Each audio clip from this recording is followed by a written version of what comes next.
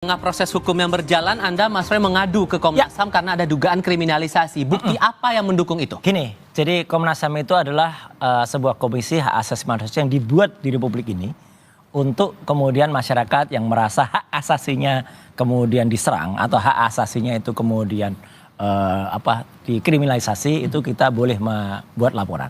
Dan apa yang terjadi adalah kami ini adalah peneliti, kami ini adalah berdasar sains ya gitu. Palsu atau tidak, fake or not fake, match or mismatch, itu adalah definisi ilmiah.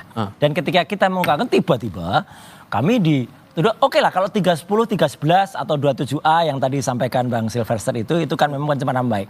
Itu akan kita hadapi. Tapi tiba-tiba ada sebuah pasal atau dua tepatnya, pasal 32 dan 35 di Undang-Undang ITE yang kebetulan, mohon maaf sekali lagi Mas Rifa, saya termasuk tim yang dulu merumus itu dan saya mengerti betul karena saya menyusun naskah akademiknya. Itu tujuannya bukan untuk itu. Itu tujuannya kalau ada orang transaksi kirim 1.000 diubah jadi 10.000 itu kena. Ada barang palsu dikatakan asli, ya itu kena. Makanya ini kita jangan sampai kasus Prita Mulyansari yang dulu pernah terjadi dan saya termasuk pembelanya waktu itu, Ali ya, yang kemudian dihadirkan, itu kemudian digunakan lagi. Prita itu dikriminalisasi karena waktu itu dia hanya curhat, kemudian diserang oleh Rumah Sakit Omni Batavia waktu itu, dan digunakan pasal yang tidak sesungguhnya. Ini juga pasal yang tidak sesungguhnya. Jadi pasal itulah 32, 35 itulah yang kami sebut itu kriminalisasi. Yang Anda harapkan dari Komnas HAM adalah? Ya, pembelaan terhadap hak-hak asasi manusia termasuk kepada kami ini tidak usah kemudian kalau ada orang yang menggunakan tangan institusi lain ya kemudian untuk mengkriminalisasi dengan pasal-pasal yang tidak tepat. Oke, dugaannya karena itu masalah Undang-Undang ITE tepat nggak menurut Anda kalau itu dibilang kriminalisasi? Enggak ya, jadi terlalu prematur Mas Roy, maaf ya. Jadi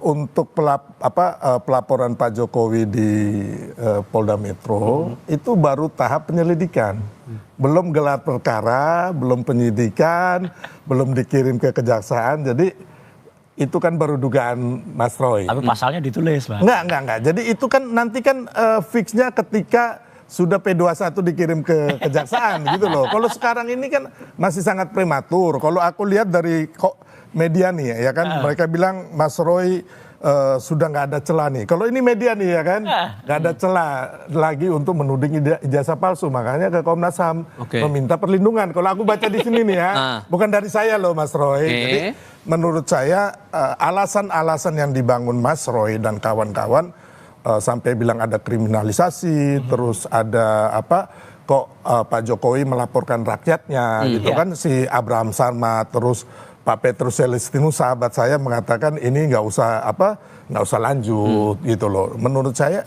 ya harusnya hadapin aja, nggak usah bias kemana-mana ya kan, hadapin aja gitu loh.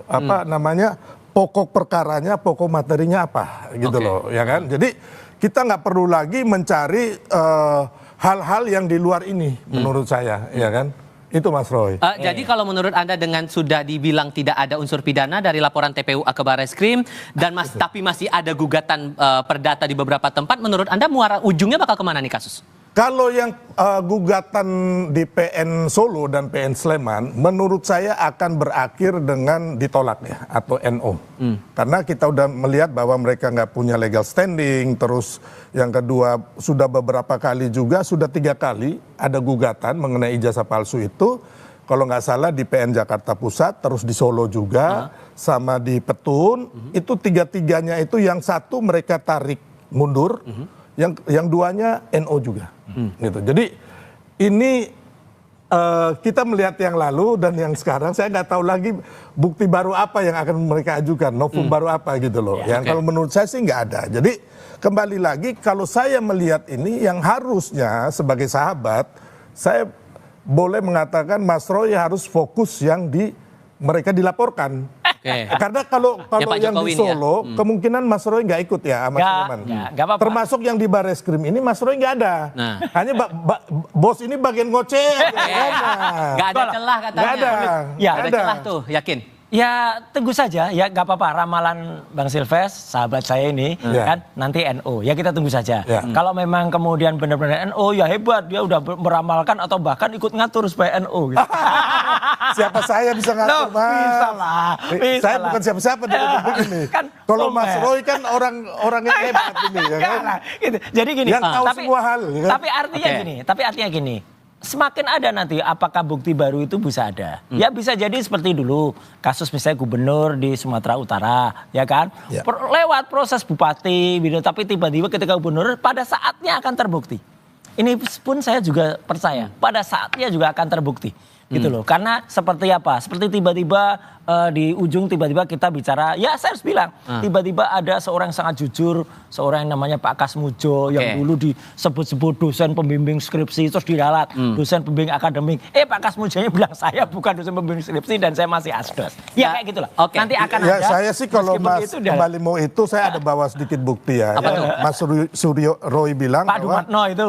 ini Pak Dumatno ini Ya. adalah foto yang ini. Ya. Sedangkan Pak Dumatno ini adalah Boleh tunjukin kamera, Bang? Ya. ponaannya Pak Jokowi ya. Ya. Beda usianya, kalau Pak Jokowi lulus tahun 85, Pak Dumatno ini kelahiran 77 ya Mas. 77, Juli Berarti 77. usianya baru 8 tahun. Jadi Ya. kalau dipalsukan tahun 85. Nah, dipalsukannya nggak tahun 85. Oke, tahun berapa? Iya, ada nanti pada buktinya. Nah, jadi Dumatno ini kalau tahun 85 Masih berarti kecil. usianya baru 8 tahun. Setuju. Makanya ini kan sangat, makanya Mas Roy dan kawan-kawan itu menarasikan bahwa pakar segala macam termasuk si Rismon, kenapa hal yang kecil ini aja Anda semua ini salah? Oke. Gitu loh. Enggak salah. Oke. Nggak Ya. salah. Insya Allah itu enggak. So, dengan tadi Anda masih bersikeras begitu, Ya. tambah lagi Pak Jokowi berharap ini bisa lanjut kasusnya ke pengadilan. Aha. Anda berharap ini memang lanjut ke proses pengadilan itu atau Kita tunggu ada saja. ruang untuk coba berdamai?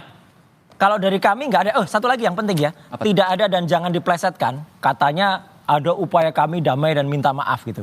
Insya Allah tidak. Ya gitu. Kita memang harus sampaikan dengan detail. Dan kalaupun ini belum terbukti sekarang. Saya percaya. Ya udah, kita di kelak salaman ya, kemudian berarti. hari- ya gitu. Lanjut Kita salaman terus apa ya. dulu Salaman nih? Lanjut terus. Salaman apa dulu nih? Karena gini. Maknanya apa dulu Karena nih? gini Bang, Maknanya supaya terus, gitu loh. saya pernah bicara Mas Roy, waktu itu abis di LC ya, benar ya Mas Roy, Iya. ini ada orangnya. Oke. Saya bilang Mas Roy ngapain sih, maaf nih saya bilang Mas Roy Ya. kan udah tua, ini kan nanti menjerat Mas Roy, bener kan? Ngapain sih kita damai-damai Nggak, aja? ini- Sorry, ini sebentar untuk aku publik. selesaikan Ya, dulu silakan, baru Mas Roy. silakan. Saya bilang kita nih sebagai anak bangsa merah putih ya kan, kita damai-damai aja. Nanti saya ngomong sama teman-teman dan Pak Jokowi. Saya pernah ngomong kayak gitu. Terus Oke. Mas Roy cengar-cengir ya udah nggak jadi. Oke. Ya kan? Ya kan itu kan Demi udah. Republik ini, demi kebenaran dan kejujuran, insya Allah harus kita Sama tegakkan. Mas, saya Oke. tampil Itu ini aja, untuk katakan. kebenaran dan Setuju. pencerahan Ya. untuk anak bangsa kita. Baik, biarkan Oh, siap. kita tahu nantinya seperti apa. Sambil kita lihat proses gugatan yang berlangsung secara perdata di beberapa tempat, Bung Sylvester, Mas Roy, terima Siap. kasih banyak sudah mau diskusi Makasih. bersama kami kali ini. Ya, Sehat selalu semuanya Ya, sama. dan berita lain akan kami hadirkan untuk Anda usai jeda berikut termasuk Kejaksaan Agung